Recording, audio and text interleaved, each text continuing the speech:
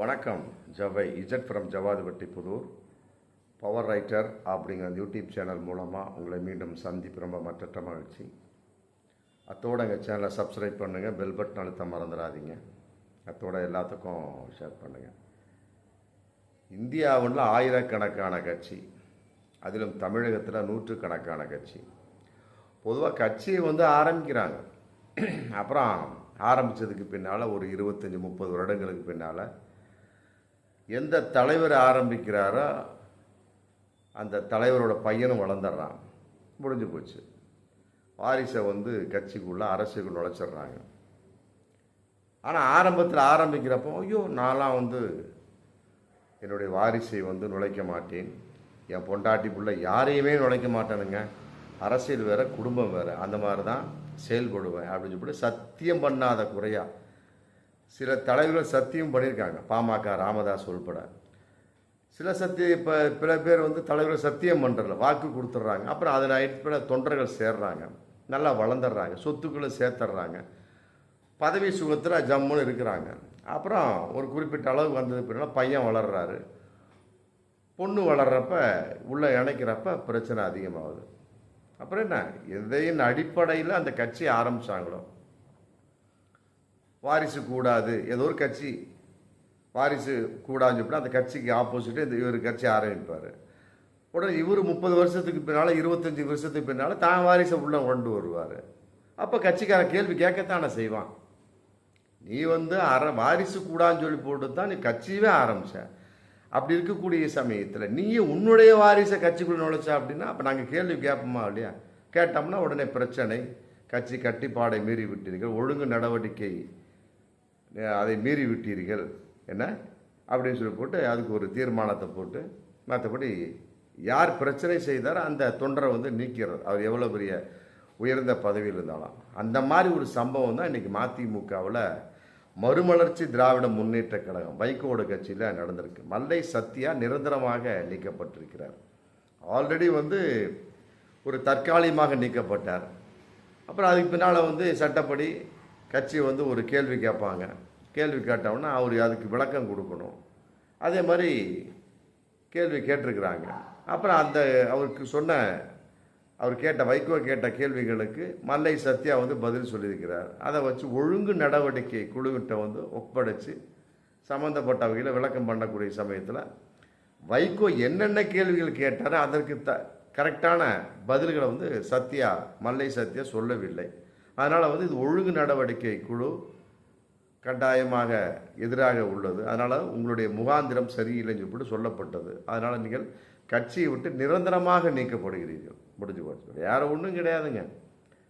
வைகோ பையன் துரை வைகோ, அவ்வளோ முடிஞ்சு போச்சு. மல்லை சத்யா 3 பேருக்குள்ள என்ன பிரச்சனை? என்ன பல கோடி ரூபா சொத்து பிரச்சனையா, உள்ள மிகப்பெரிய ஒரு பதவி? அதெல்லாம் ஒன்றுமே கிடையாது. வாரிசு அடிப்படையில் இப்போ டக்குன்னு பையனை உள்ளே நுழைச்சாரு, திருச்சி எம்பி ஆக்கிட்டார். முடிஞ்சு போச்சுங்களா? 39-40 வருஷமாக ஏகப்பட்ட தொண்டர்கள் மதிமுகவில் இருக்காங்க. எத்தனை பேரை வைகோ தூக்கி விட்டார்? ஒன்றுமே கிடையாது. அவரே எதன் அடிப்படையில் செயல்பட்டார் அதன் அடிப்படையை விட்டு போட்டு இன்றைக்கி அதுக்குள்ளே நுழைஞ்சிட்டார். திமுகவுக்கு எதிராக தோற்றுவிக்கப்பட்ட மதிமுக இன்றைக்கி திமுகவோட கூட்டணி வச்சுருக்கிறாங்க. கேட்டால் கொள்கை வேறு கூட்டணி வேறு. திமுகவோட கூட்டணியில் மதிமுக கட்சியே கிடையாது. அப்படி இருக்கக்கூடிய கொள்கை மாறக்கூடிய ஒரு பல பேர் இன்றைக்கி கட்சியை ஆரம்பத்தில் ஆரம்பிச்சுட்டு அப்புறம் பின்னால் வாரிசை இறக்கிட்டு இன்றைக்கி இருக்கக்கூடிய தொண்டர்களுக்கும் முக்கிய நிர்வாகிகளுக்கும் பிரச்சனை பண்ணிகிட்டு இருக்காங்க. அதன் அடிப்படையில் மல்லை சத்யா நீக்கப்பட்டு விட்டார். சரி, நீக்கப்பட்டார், அவர் எதாவது கஷ்டப்பட்டாரா? மிகப்பெரிய அதெல்லாம் ஒன்றும் கிடையாது. காஞ்சிபுரத்தில் சந்தோஷமாக இனிப்பு வழங்கி கொண்டாடி இருக்கின்றார். அப்படி தான் செய்ய முடியும். கொள்கை இல்லாத கட்சி நீக்கியாச்சு, சந்தோஷப்பட வேண்டியதானே. அதான் மல்லை சத்யா சந்தோஷப்பட்டிருக்கார். அப்புறம் அவர் சொல்கிறார், வரக்கூடிய அண்ணா பிறந்த நாள் 15/9 நாங்கள் எங்களுடைய கொள்கையை அறிவிப்போம், மற்றபடி என்னுடைய நிலைப்பாடை அறிவிப்போம், நாங்கள் இதை விட மாட்டோம், முழு மூச்சாக செயல்படுவோம், மதிமுகவுக்கு எதிராக நாங்கள் செயல்படுவோம், அவருடைய கொள்கைகளை நாங்கள் வெளிப்படுத்துவோம். இன்னும் சொல்லப்போனால் பாஜகவோடு மறைமுகமாக கூட்டணி வைத்திருக்கிறார் வைகோ கூட மிகப்பெரிய ஒரு குண்டை போடுறார். நல்லா புரிஞ்சுக்கணும். நல்லா திமுகவில் கூட்டணி இருந்து கொண்டே வைகோ மதிமுகவோடு திருட்டு கூட்டணி வைத்திருக்கிறான்னு சொல்லிட்டு இன்றைக்கி மல்லை சத்யா பகிரங்கமாக பேட்டி கொடுத்துருக்கார். இதுவும் வந்து கூர்ந்து கவனிக்கப்பட வேண்டிய விஷயம். நல்லா புரிஞ்சுக்கிட்டு தன்னுடைய கட்சி, தன்னுடைய வாரிசு, தன்னுடைய சொத்து வந்து யாருக்கும் போய்விடக்கூடாது. இதே மாதிரி தான் பாமக அப்பனும் பிள்ளைக்கும் தகராறு. வெளியாள் இதாவது வந்து மல்லை சத்யா மதிமுக பிரச்சனை சம்பந்தப்பட்டாத வெளியாள் தகராறு பண்ணுறார் மல்லை சத்யா. பாமக பொறுத்த வரைக்கும் அது கிடையாது. அப்பனும் பிள்ளைக்குமே தகராறு. ஆமாம், சொத்தை விட்டுறக்கூடாதுன்னு சொல்லி போட்டு இன்றைக்கி பொதுக்குழு கூட்டி அதை பண்ணி இதை பண்ணி நிரந்தரமாக இது பண்ணி 16 குற்றச்சாட்டுகளுக்கு பதில் கேட்டார். அன்புமணி ஒரு குற்றச்சாட்டு கூட பதில் சொல்லவே இல்லை. முடிஞ்சு போச்சு. நிரந்தரமாக நீக்கலாமான்னு அது ஒரு புதிய விஷயம் போயிட்டுருக்கு. எப்படி நிரந்தரமாக நீக்கிறாரு ராமராஜ், ரைட்டு, ஓகே, சரி. வேறு யாருக்கு அது ஒரு பதவி கொடுக்குறாரா? அதுவும் கிடையாது. தான் மகளை உள்ள நுழைக்க போகிறார் ஸ்ரீகாந்த். எப்படி பாருங்கள், மகனை நுழைச்சவர் அதை நீக்கிட்டு மகளை நுழைக்க போகிறார். ஏன் 35-40 வருஷமாக எத்தனை பேர் கட்சியில் இருக்கிறாங்களே, ஜிகே மணிலாம் இருக்கிறார், ஏன் அவரை தூக்கி போடலாமே? அது என்ன ஸ்ரீகாந்தி, எந்த ஒரு அனுபவம் இல்லாத ஒரு நபர் அவங்க. அந்த அம்மா என்னதான் பெண்ணாக இருந்தாலும் என்னத்தை அவங்களுக்கு தெரிஞ்சிருக்கும்? அப்படிப்பட்ட முகுந்தனை உள்ள நுழைக்கிறப்ப அன்புமணி சொன்னார், அவனுக்கு என்னங்க தெரியும்? அவனை கொண்டு போய் இளைஞர் அணி செயலாளர் தலைவராக போடுறீங்க, இப்படி அதான் பிரச்சனையே ஆரம்பம். இப்போ ஸ்ரீகாந்தியை போட்டோம்னா பாமக தூக்கி நிறுத்தப்படுமா? கிடையாது.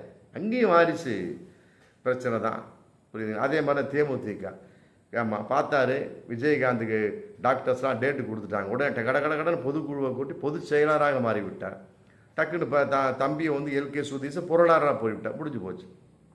யார் 5 பைசா கொள்ளையடிக்க முடியாது, யாரும் 5 பைசா சொத்தை திருட முடியாது. எப்படிலாம் ஒரு லாக் பண்ணுறாங்க பாருங்கள். அதே மாதிரி திமுக ஃபஸ்ட்டு கலைஞர், அப்புறம் முக ஸ்டாலின், அப்புறம் உதயநிதி ஸ்டாலின், இப்போ வந்து இன்பநிதி போட்டாச்சு.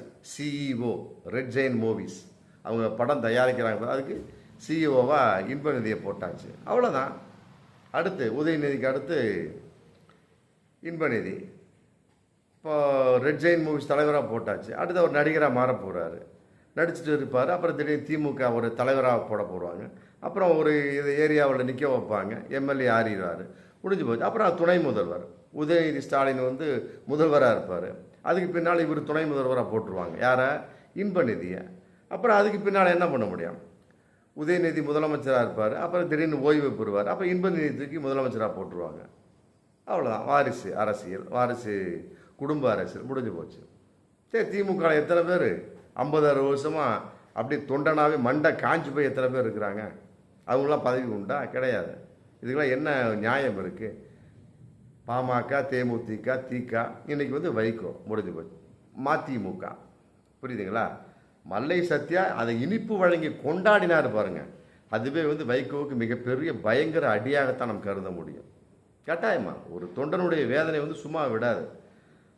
தன்னுடைய மகன் நன்றாக இருக்க வேண்டும் அப்படின்னு நினச்ச அந்த வைகோ வந்து என்னடா நம்முடைய கொள்கைங்கிற கான்செப்டை பிடிப்போட வந்து எத்தனையோ தொண்டர்கள் வந்து நிர்வாகிகள் இன்றைக்கி உட்காந்துருக்காங்க, அவங்களுக்கு வாய்ப்பு கொடுப்போம் அப்படிங்கிற எண்ணம் வந்துதா? மனசாட்சியோடு பேசுகிறோம் ஆச்சுங்களா? அப்புறம் என்ன இருக்குது? வாரிசு அரசியலை நோக்கி தோற்றுவிக்கப்பட்ட மதிமுக இன்று வாரிசு அரசியலாக மாறிவிட்டது. இது மிகப்பெரிய ஒரு இழுக்கு. அப்படிங்கிறப்ப மதிமுக இன்னைக்கு பிரிவு வந்தாச்சு. ஆமாம், அதுவும் 2ஆக உடைய போகிறது. அதிமுக 4ஆக உடஞ்சாச்சு. இப்போ செங்கோட்டையை வச்சு 5ஆக உடஞ்சாச்சு. முடிஞ்சு போச்சு. இப்படி உடஞ்சிக்கிட்டே போயிட்டு இருக்க சமயத்தில் எந்த ஒரு கட்சியும் யோக்கியம் இல்லை. அதான் ஒரு வீடியோ நாங்கள் போட்டிருப்போம். எந்த ஒரு கட்சியும் நம்பி போகாது. அப்படி நம்பி போனியா, ஒரு தலைவன் இருக்கான்னா அவனுக்கு வந்து கல்யாணம் ஆகலையா பாரு, கல்யாணமான வாரிசு இல்லையா பாரு, அந்த மாதிரி கட்சியாக அப்போ தேடி போப்பான்னு சொன்னோம். அந்த அடிப்படையில் வந்து விசிகே விடுதலை சிறுத்தை எங்கள் அன்பு தலைவன் திருமாவளவன் கட்சி எந்த பிரச்சனையும் கிடையாது. அவருக்கு பாவம் கல்யாணமும் ஆக, நாங்கள் எவ்வளோ சொல்கிறோம், ஐயா கல்யாணம் பண்ணுங்க, கல்யாணம் ஆகலை, முடிஞ்சு போச்சு. சீமான் அப்படி இருந்தார். அவர் கல்யாணம் 2 ஆண் குழந்தை பெற்றுட்டார். அவரும் தான் பொண்டாட்டியை உட்கார வச்சுட்டாரே இங்கே வானகரத்தில். ஒரு வருஷத்துக்கு முன்னால் தான் பொண்டாட்டியை உட்கார வச்சு மேடையில் உட்காருமான்னு சொல்லிட்டு உட்கார வச்சா. முடிஞ்சு. அதுவும் வாரிசு, குடும்ப வாரிசு கட்சி. அது சீமான். முடிஞ்சு போச்சு. நாத்தாக்கா, நாம் தமிழர் கட்சி, அது மாதிரி ஏகப்பட்ட கட்சி இருக்குது. அதனால் நம்ம சொல்லிக் கொள்வது என்ன, தலைவர்கள் யாராக இருந்தாலும் சரி தூக்கி ஆடாதீங்க. ஆமாம், உங்கள் பொண்டாட்டி பிள்ளைய பாருங்கள், முடிஞ்சு போச்சு. ஆமாம், அதை விட்டு போட்டு அவங்க அரசியல் தன்னுடைய அரசியலுக்குள்ளே தன்னுடைய வாரிசை கொண்டு வந்துட்டாங்கன்னு சொல்லி நீங்கள் அம்போ என்று மொழிப்பீர்கள், அனாதையாகப்படுவீர்கள். மல்லை சத்யாவும் இன்றைக்கி அனாதை தான். எத்தனை 1000 செலவு பண்ணி எத்தனை லட்சம் போஸ்டர் அடிச்சிருப்பார்.